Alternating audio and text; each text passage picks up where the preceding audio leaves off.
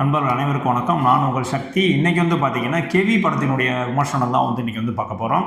கெவி இந்த படம் பார்த்தீங்கன்னா, தமிழ் தயாளன் அவர்களுடைய டைரக்ஷன்ல இந்த படம் ரிலீஸ் ஆயிருக்கு. இது அவருடைய டெபியூட் மூவி. அதாவது இதுதான் அவருடைய முதல் திரைப்படம்.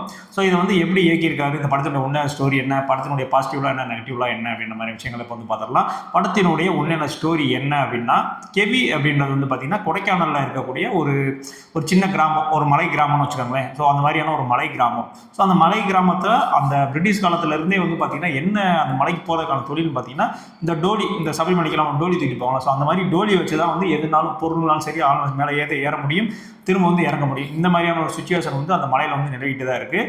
ஸோ அதே சமயம் பார்த்தீங்கன்னா, அந்த இடத்துல நிலச்சரிவும் ஏற்பட்டு ஒரு 5-6 பேர் இறந்துட்டாங்க. ஸோ எங்களுக்கு ரோடு போட்டு கொடுங்க அப்படின்ற மாதிரியான ஒரு விண்ணப்பத்தை கவர்மெண்ட் கிட்ட அவங்க வச்சுக்கிட்டே இருக்காங்க. அதே மாதிரியான ஒரு சுச்சுவேஷன் அங்கே ஒரு எம்எல்ஏ வராரு. ஸோ இந்த தருவாயில் வரும்போது பார்த்தீங்கன்னா, மக்கள் எல்லாருமே சொல்கிறாங்க, இந்த மாதிரி இங்கே ரோடு போட்டுத்தாங்க, இங்கே நிறைய நிலச்சரிவாவது மக்கள்லாம் இறந்து போகிறாங்க அப்படி இப்படின்னு சொல்கிறாங்க. ஆனால் ஆக்சுவலாக அந்த எம்எல்ஏ பார்த்தீங்கன்னா, சரி ஓகே அதெல்லாம் நம்ம பார்த்துக்கலாம், நம்ம இந்த ஓட்டு கேட்குற வேலையை பார்க்கலாம்னு சொல்லிட்டு அதுலேயே மும்முரமாக இருக்காரு. ஸோ இதனால பார்த்தீங்கன்னா டென்ஷன் ஆகிற அந்த மக்கள், அந்த ஹீரோ எல்லாத்துக்குமே பார்த்தீங்கன்னா ஒரு சண்டையாகுது. ஸோ இந்த சண்டைக்கு அப்புறம் என்னெல்லாம் நடந்துச்சு அப்படின்றதான் இந்த கெவி படத்தினுடைய உள்நேர்ந்த ஸ்டோரி. இந்த படத்தினுடைய மிகப்பெரிய பாசிட்டிவ் என்ன அப்படின்னு பார்த்தீங்கன்னா, தமிழ் தயாளன் அவர்களுடைய டைரக்ஷன் அண்ட் ஸ்க்ரீன் பிளே அப்படின்னு தான் சொல்லுவேன். ஏன்னா ஒரு ட்ரையான ஒரு ஸ்டோரியை கொண்டு வந்துட்டு அது ரொம்பவுமே எமோஷ்னலாக இந்த படத்தை கிளிக் பண்ணியிருக்காப்புல.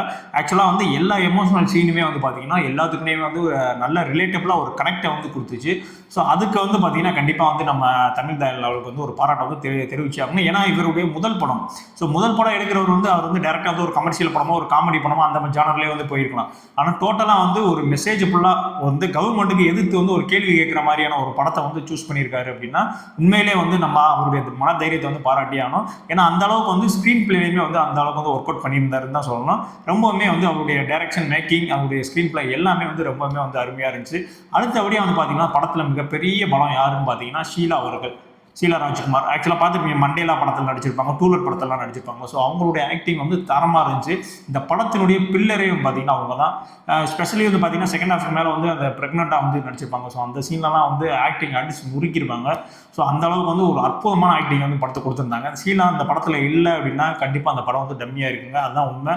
ஏன்னா அந்த அளவுக்கு ஒரு அருமையான ஆக்டிங் ஷீலா அவர்கள் கொடுத்துருந்தாங்க. அடுத்தபடியாக பார்த்தீங்கன்னா, அந்த படத்தினுடைய மிகப்பெரிய பலம் என்னன்னு பார்த்தீங்கன்னா, ஜெகன் ஜெயசூரி அவர்களுடைய சினிமாட்டோகிராஃபி. ஸோ அந்த அளவுக்கு தத்ரூபமாக இருந்துச்சு. ஒரு டாப் ஆங்கிள் அந்த கிராமத்தெல்லாம் அப்படியே டாப் ஆங்கில் காட்டுவாங்க, அப்படியே மிரண்டு போவீங்க. ஸோ அந்த அளவுக்கு அருமையாக இருந்தாங்க. மேக்ஸிமம் அந்த காட்டுக்குள்ளேயே நம்மளே ட்ராவல் பண்ணி நம்மளே அந்த காட்டுக்குள்ள தான் குடியிருக்குன்ற அளவுக்கு நினைக்க வச்சுருவாரு. ஸோ அந்த அளவுக்கு அவருடைய சினிமாட்டோகிராஃபி இருந்துச்சு. இவரும் ஒரு ப்ரொடியூசரும் கூட. டைட்டில் போடும்போது ஜெகன் ஜெயசூரியான டைட்டில் போட்டிருந்தாங்க. மேபி இவர் தான் அவருன்னு நினைக்கிறேன். ஸோ அவரும் ப்ரொடியூஸ் பண்ணியிருக்காருன்னு நினைக்கிறேன். ஸோ இவருடைய ஒர்க் ரொம்பவுமே அருமையாக இருந்துச்சு. மியூசிக்குமே பார்த்தீங்கன்னா, அந்த ஓப்பனிங்கில் வரக்கூடிய அந்த தேவா அவர்களுடைய சாங் கொஞ்சம் கேட்குற மாதிரி இருந்துச்சு. அது இல்லாமல் பார்த்தீங்கன்னா, பேக்ரவுண்ட் ஸ்கோர் எல்லாமே அந்த எமோஷனலாக கடத்தக்கூடிய அளவுக்கு என்ன வேணுமோ ஸோ அந்த மியூசிக் கரெக்டாக கொடுத்துருந்தாங்க. இப்போ இதெல்லாம் விட படத்துடைய மிகப்பெரிய பலம் என்னன்னு பார்த்தீங்கன்னா, என்னதான் நம்ம டெக்னிக்கல் ஒர்க் என்னதான் நம்ம ஆக்ட் பண்ணியிருந்து எல்லாமே பண்ணியிருந்தாலும் படம் உட்காந்து பார்க்கக்கூடிய ஆடியன்ஸ்க்கு கனெக்ட் ஆகணும். ஸோ அந்த விஷயத்தில் ஜெயிச்சிட்டாங்க. ஏன்னா படம் அந்த அளவுக்கு எமோஷ்னலாக கனெக்ட் ஆகும். நீங்கள் ஒரு ஜெய்பீம், ஒரு பரியேறும் பெருமாள், மேற்கு தொடர்ச்சி மலை, தேன், இந்த மாதிரி படங்கள்லாம் பார்த்துருக்கீங்களா? ஸோ அந்த படம்லாம் உங்களுக்கு ஒரு கனெக்ட் கொடுத்துச்சுல.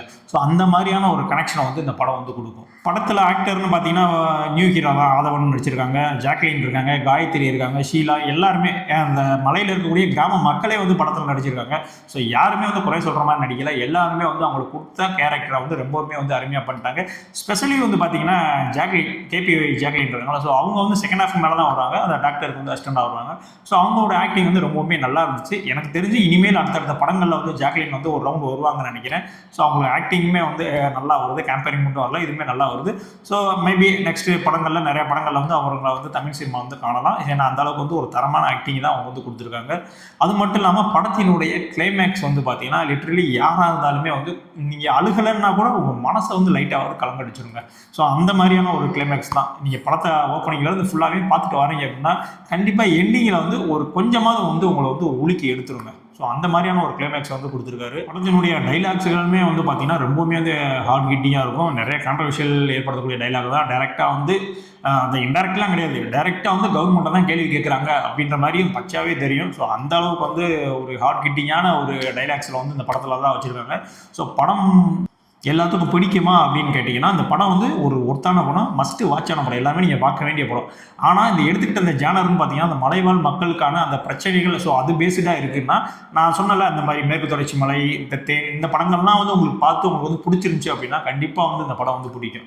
ஏன்னா, அந்த அளவுக்கு வந்து ஒரு ஒர்த்தான படம் தான். ஸோ படத்துல மைனஸ் எல்லாம் இல்லையா அப்படின்னு கேட்டா, மைனஸ் இருக்கு. படத்துடைய லென்த் வந்து கொஞ்சம் வந்து அதிகமா இருந்துச்சு. எனக்கு தெரிஞ்சு எடிட்டர் இன்னும் கொஞ்சமே கட் பண்ணிட்டு ஒரு 1 மணி நேரம் 45 நிமிஷம், 1 மணி நேரம் 40 நிமிஷம் அந்த மாரி இருந்துச்சுன்னா, படம் இன்னுமே வந்து கிறிஸ்பா இருந்திருக்கும். இன்னுமே வந்து ரொம்ப ஆப்ட்டா இருந்திருக்கும். ஆனா படம் வந்து பார்த்தீங்கன்னா, 2 மணி நேரம் 20 நிமிஷம் வந்து படம் வந்து ரன் ஆயிட்டு இருக்கு. ஸோ அந்த லென்த் வந்து கொஞ்சம் வந்து பிரச்சனையா தான் இருந்துச்சு. அது இல்லாம வந்து பார்த்தீங்கன்னா, செகண்ட் ஹாஃப்ல கொஞ்சம் வந்து அந்த லேக்கிங்கா இருக்கும். என்னடா பொழுதன்னைக்கு வந்து அழுதுகிட்டே இருக்காங்க. அதுவும் இந்த ஹீரோயினுக்கு தம்பி ஆகணும்னா பொழுதன்னைக்கு அழுதுகிட்டே இருக்காங்க. அந்த கடுக்கான கேரக்டர் பொழுதன்னைக்கு அழுதுகிட்டே இருக்காங்க. இந்த மாரி படத்துல வந்து நிறைய அந்த அழுகை சீன்கள்லாம் வரும். ஸோ அது மோஸ்ட்லி வந்து உங்களுக்குள்ள வந்து கனெக்ட் ஆகி உங்களையுமே வந்து ஒரு மாதிரி கலங்கடிச்சிடும். அந்த கனெக்ட் ஆகாத சீன்களுமே வந்து படத்துல வந்து இருக்கு. என்னை பொறுத்த வரைக்கும் பார்த்தீங்கன்னா, எனக்கு தமிழ் சினிமாவில் ரிலீஸ் ஆன படங்கள்ல இந்த படம் வந்து ஒரு ஒர்த்தான படம். கண்டிப்பாக அந்த படம் எல்லாரும் பார்க்கணும்ப்பா அப்படின்னு சொல்லுவேன். இந்த சின்ன சின்ன அந்த மைனஸ்லாம் தவிர்த்துட்டு நீங்கள் வந்து ஒரு நல்ல படம் பார்க்கணும், நான் கொடுக்குற 200 வந்து ஒர்த்தா இருக்கணும் அப்படின்னு நினச்சிங்கன்னா, கண்டிப்பாக அந்த படத்தை போய் நீங்கள் தேட்டரில் போய் பாருங்கள். இந்த படம் வந்து நீங்கள் ஃபேமிலியோடய பார்க்கலாம். வரும்போது வந்து அழுதுகிட்டே வந்துடுவீங்க. ஸோ அந்த அளவுக்கு வந்து ஒரு எமோஷனலாக கனெக்டை கொடுக்கக்கூடிய ஒரு ஹார்ட் ஹிட்டிங் ஃபிலிம் தான் வந்து இந்த ஹெவி படம். ஸோ இந்த விமர்சனம் பிடிச்சிருந்துச்சி அப்படின்னா நம்ம சேனலை சப்ஸ்கிரைப் பண்ணிங்க. இன்னும் நிறைய பேர் சப்ஸ்கிரைப் பண்ணாமே வந்து வீடியோ பார்த்துருக்கீங்க. ஸோ உங்களுக்கு எல்லாம் சொல்கிறது என்னன்னா, நம்ம சேனலை வந்து சப்ஸ்கிரைப் பண்ணிவிட்டு பெல் பட்டன் வந்து அமைக்கிங்க. இதே மாதிரியான அடுத்த ஒரு விமர்சனத்தில் வந்து உங்களை வந்து சந்திக்கிறேன். பாய்.